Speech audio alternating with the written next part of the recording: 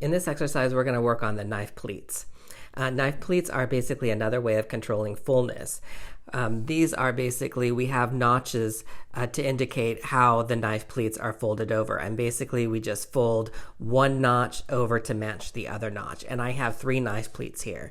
Now, these are going perpendicular. These are the simplest knife pleats to make and to sew. Basically, all we're going to be doing is folding over notch to notch and then stitching them down.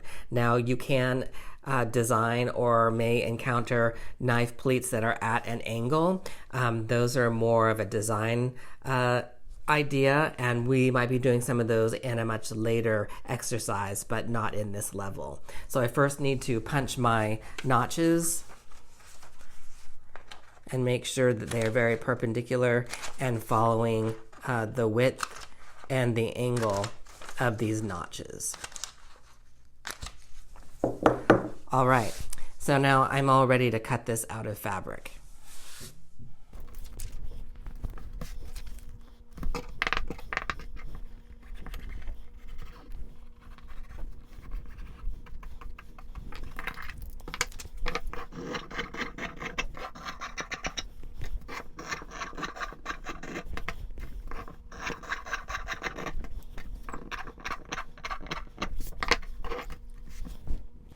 Okay, so now that I have everything cut and my notches are all clipped, let me show you the finished product. So here, usually your pleats are actually folded on the face side depending on the design of the garment.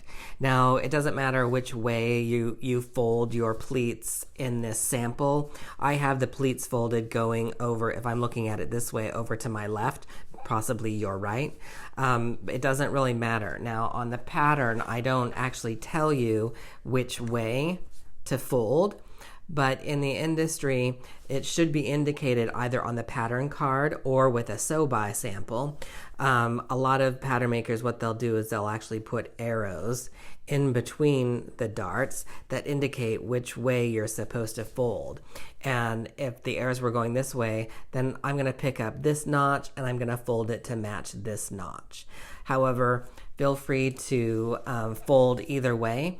For the sample, it doesn't really make a big difference. So since these are done on the face side, I'm going to mark this as the face side. And let me move this out of the way. Basically what you're going to do, pick this notch up, just pinch it, and then fold it down on top of the other notch, right? Now you could put a pin there if you'd like.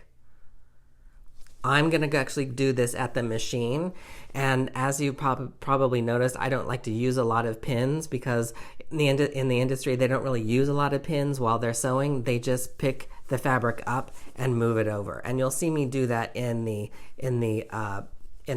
I get into the sewing machine. So I want you to start trying to work without pins, and just matching your notches. And on this one, I would pick up this notch and then fold it over to match that notch. And what we're going to do is, if you've seen, we're actually going to sew these at the half inch line. So as I'm folding these over, I'll fold these over in the machine. I'll be stitching them down to hold them down. All right. So let's give this a try in the machine.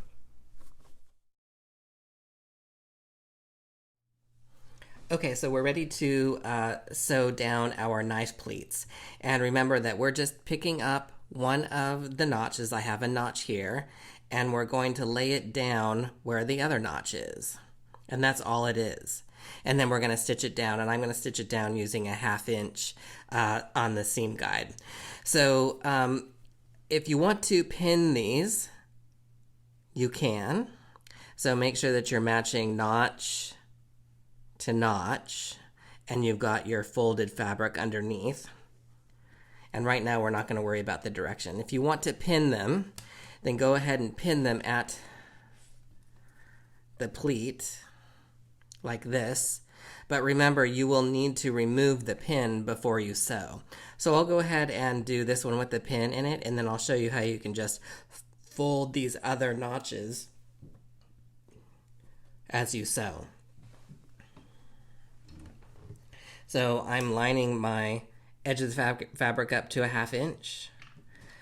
And then I can just lower the needle and I'm going to sew. Be careful that you're not pulling the fabric so that you don't make the pleat smaller than it's supposed to be. So I'll sew. I'm getting close to this pin, so I'll remove it. And I'm going to just get past that pleat. And then here, instead of having to pin, just kind of use your thumb and your finger to pick up that first notch, right? You're kind of just pinching it, and then kind of maneuver the fabric and lay it down right on top of the next notch. And then just hold it with your fingers. Continue to sew. Do the same thing with the next notch. Just pinch it, move the fabric up, and lay it down right on top of that other notch. See how easy I did that without pins? And then sew right on top of it. I don't really need to backstitch, but you can if you want to. But we've just cleared that. So now I can take this out. And we just very easily and quickly sewed 3 pleats. Now, if this were actually going into a seam, we might just back off slightly less than a 1/2 inch so that when we sew it in, we don't see any of our basting stitches. And I sewed this at a regular stitch length. But this, of course, is just practice so that we know how to utilize pleats. And we have some other additional style of pleats coming up. So this is good. We're just going to go over to the press mat and press these down.